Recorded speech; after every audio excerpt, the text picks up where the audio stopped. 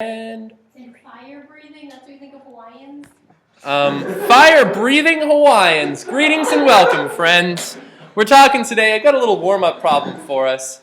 Find the distance between the point and the line. What's the point of this, you might ask? Well, it's related to what we're doing today with normals. Normal equation of a line, stuff like that. So, yeah, normal makes me think of Nermal, which was the cute kitten from Garfield, which makes me think of Abu Dhabi. That's where you'll stay. So, yeah, believe me, there's a whole train of thought there. So, if I want to find the distance between a point and a line, check this out. I've got a little graph here that I made up of this situation. Now, question: Would I measure that distance like this? No, that's not the shortest. That's not the shortest distance to the line. I would agree with that. Yes. So someone mentioned the word perpendicular. So let's construct. Let's see here. Here we are. Let me deselect and reselect this guy and this guy. And over in my menu, no, why isn't it doing? It's not letting me, guys. Why isn't it doing it? Construct perpendicular. Wow, that's actually kind of sad there. It's not letting me do it. I don't know why. You know what? This is what I'm gonna do. Teach you how to disobey me, Geometer Sketchpad. You go to the corner. So yeah, you guys made a valid point. The way you would measure this distance is, right, something like this. Perpendicular to the line would be the shortest possible distance, right? So we're looking for a perpendicular distance. Now, in order to find that, though, I'm going to need to know this point here. And in order to find that point there, this problem is actually quite a crazy problem. I'm going to have to find the equation of this entire orange line. And then find the intersection between the orange line and that. That's not a very well-drawn orange line, but you get the idea. So the first thing I'm going to have to do is find the equation of the line that's perpendicular to the purple line that passes through my original dot. And how do I do that? Well, let's consider this. What is the slope of our purple line? 3 over 1. The slope, I'll call this slope 1, is 3 over 1, right?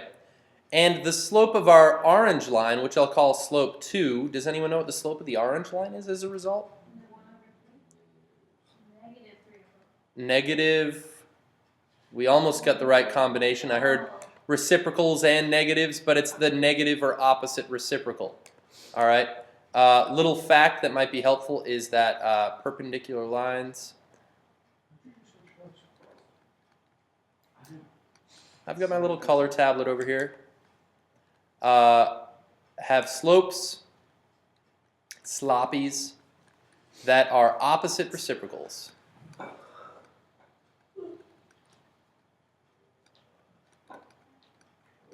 right?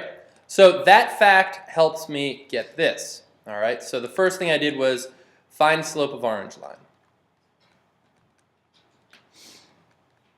Of new line. All right? That's what I just did. What am I going to do now? I'm going to find the equation of the new line. That looks like I had like 2 eyes growing there. Find equation of orange line, or I'll call it new line. All right, so how could I find that equation? Well, friends, I'll tell you what. The way we find the equation is, I know the slope here, right? Equations of lines are typically, here, I'll tell you what, I'll write this in blue. Y equals mx plus b is the equation. I know the slope. Do I know the y-intercept of this orange line? No, I don't. I don't. Maybe you could estimate it, but no, we won't round up. We will find it. I do, however, know a value of x and y. I know a point that this orange line passes through. So what I'm going to do is plug in the point and the slope, and solve for what I don't know, which is b. So I'm going to plug in 8 for y. I'm going to plug in negative 1/3 for the m, and I'm going to plug in negative 2 for x, and I'll solve for b. All right? Plug in what I know, solve for what I don't. It's really a classic sort of problem here. Let's see, let's simplify this. So 8 is equal to positive 2/3 plus b. Subtract the 2/3 from both sides, if I'm not mistaken, right? And 8 minus 2/3, 8 is, that's going to be the same as, what, 24/3? I think you guys agree, minus 2/3? Agree, disagree, no? 24/3 minus 2/3, yeah, 22/3. So b is equal to 22/3, right? Which, if you're wondering, is the same as what, 7 1/3. So yeah, you can see, like, yeah, sure, I believe that crosses at 7 1/3, something to that effect. Sure. So the equation of this new line is going to be y equals negative 1/3 x plus 22/3. All right, that's the equation of my new line. Now, that's not necessarily going to be very helpful for me in that form.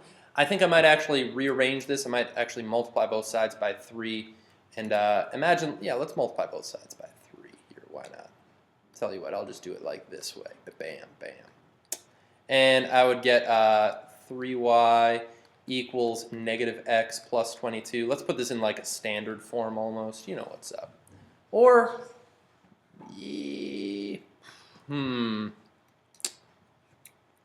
well, yeah, let's do that. Add x to both sides. And I get x plus 3y equals 22. And I'll leave it like that. Or you could do minus 22 equals 0 if you really want. But let's just do equals 22. So here's the equation of the line right there. Now, how does that help me? I've just found the equation of this orange line. I've got the equation of the purple line. The next thing I got to do is find the point that they cross.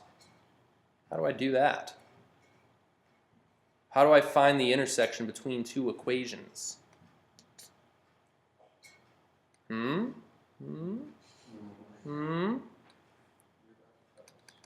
Find intersection? You might recall from the early days of Math 4, maybe? Perhaps. So if I've got x plus 3y equals 22 and y equals 3x minus 4, I can solve this system by substitution or elimination. Let's solve by subs. So I'll substitute 3x minus 4n for y because apparently they're equal to each other just all the time. And notice by doing so, I've now written a single equation all in terms of one variable, and if I simplify this and solve, I should be okay. 9x minus 12 equals 22. Let's see, some like terms. And I'll add 12 to both sides. I get 10x equals 34. Aha. Divide by 10. And I'll get x is equal to, what, 3.4 or... we'll write it as a fraction. What's that, 17/5? Yeah. If both of those reduced by 2 there. But that's the value of x, but what's the value of y? Plug it in back into the what's called the revised equation. So y is equal to 3 times 17/5 minus 4. So that's equal to 30 plus 21, 51/5 minus 4, which if I find a common denominator, I'd have to multiply. Oh, I have to multiply both of them? No, you don't. What? Multiply this by 4/4 and this by 5/5. So let's see. 4 times 50? Is that 200? Plus 4, 204. Oh, man, my computer just lagged. 20ths minus 20 20ths. Here we are, equals 184/20ths. Right. I'm thinking 4. No. Let's reduce these partially here. My computer's lagging like a fox. Fox's lag? No, the box is lagging. Yeah, there it goes. All right, it's back. Let's see. 2 goes into 20. Oh man, look at that lag. And this is what, 62. 2 goes into both of those, 5 and 31. That is not 62. You're right. 92? No. 92. Sorry, last. Pardon my language. I hope I don't get banned from YouTube for using such foul language. Let's see, what's this? 46 is half of 92? Am I right? Over 5. All right, y equals 46/5. All right, so there's my point, right?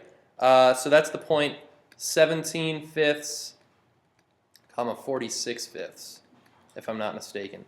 So just to show you up here, this is this point right here is the point 17/5 and 46/5, apparently. 17/5 was what would we say? 2.4, 3.4? Yeah, 3.4. And 46/5. That should be bigger than 9. Did I make a mistake? 46/5 is like 9 and something. Uh-oh, guys. Why was it 20 down at the bottom? You did it 5 times 5. 4 times 5 was 20. 5 times. Oh, you are right. 20 on the bottom. Oh man, you were just like hanging out, didn't even care I was making mistakes. You're just like, this is gonna be good. I was like, maybe I'm wrong.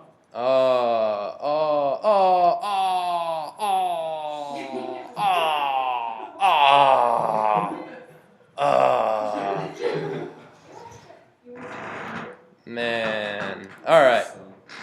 So let's see. That's fine. I'll leave it there for the sake of our memory of all the sadness.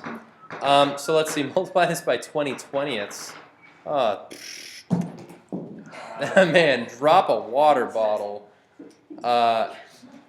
Let's see. So that's going to be 124/20ths. There we go. Okay.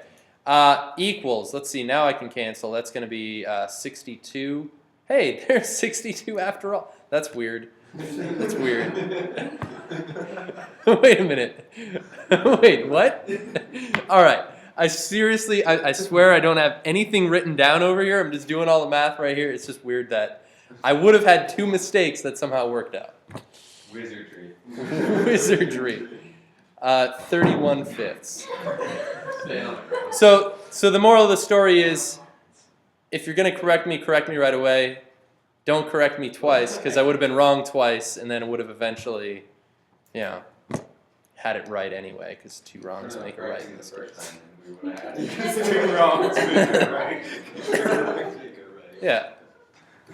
Well, that's what happened there. 3 lefts.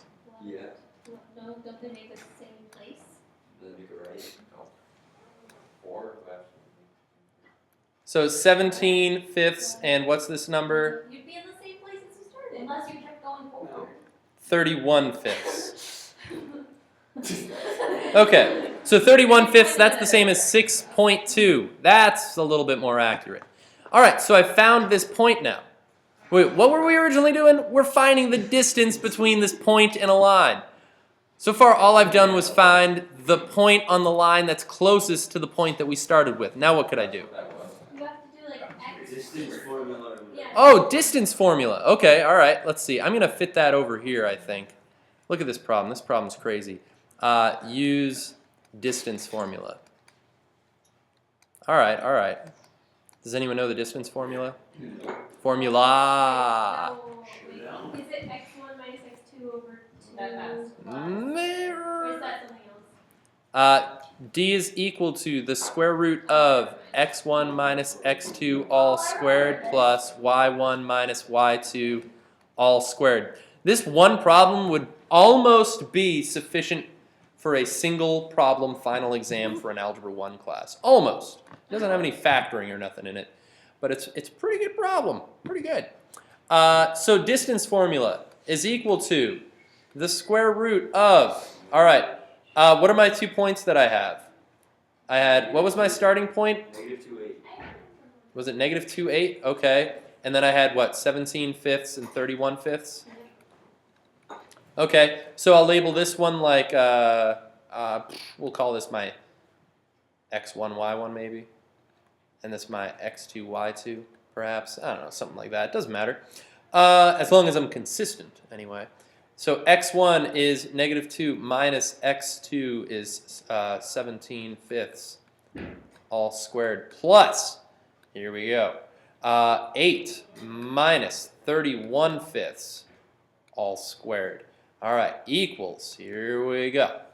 I'm going to have to like common denominator stuff again. Let's make sure I don't do some crazy 20/20ths again. So let's see, multiply this by 5/5 and this by 5/5. I think you would agree. So let's see, this is the same as negative 10/5 minus 17/5, so that's negative 37/5. Am I not mistaken? No? No one's checking my work anymore, huh? 5 times 8 is 40, minus 31 is 9/5. Go back. Did I make a mistake already? Well, wouldn't 5 times 2 be Negative 10, there's a little negative there. Oh, so it's 20. 37. Oh, wow, see, I had a feeling I did something You're on wrong. the ball. I am, hey. It's Friday, 4th period. There we go, yep. All right, so let's square these fractions. Let's square these fractions. Anyone know what 27 squared is? Nope. 729. It's my favorite number. Why? No, I just made that up. I'm sorry.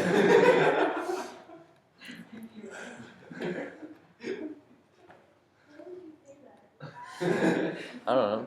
729 plus 81. That seems like some math that I could do in my head. I bet it's not going to be correct, though. Is it 810? Yes. 25ths? Okay, all right. So let's square root top and bottom now. I'll tell you that denominator. Hey, oh, guys, you know a perfect square that goes into that. Square root of 9 times the square root of 10 should be... Nope. Square root of 81 times 10. Sorry. My bad. So 9 square roots of 10. So yeah, I think that's going to be 9 square roots of 10 over 5 is the distance. Yeah?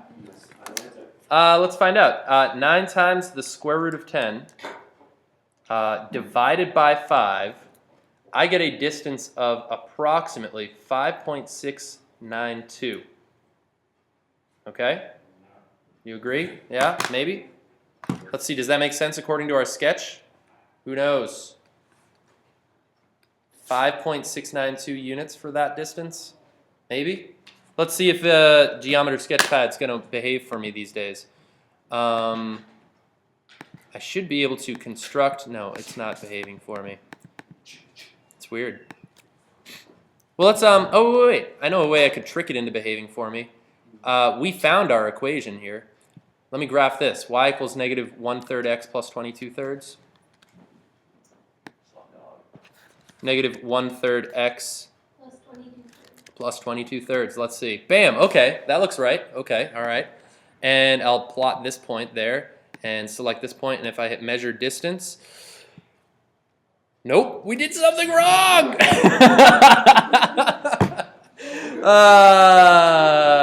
Oh, math. Well, and this, my friends, is why I'm going to teach you a better way to find the distance between a point and a line later today. That was what that whole thing was for. Yeah. Not to use that. Yeah, isn't that great? Yeah, it's just the way that you don't want us to do it. So thanks for watching, friends. Add the correction to my mistake somewhere in the comments. Thank you. Bye-bye.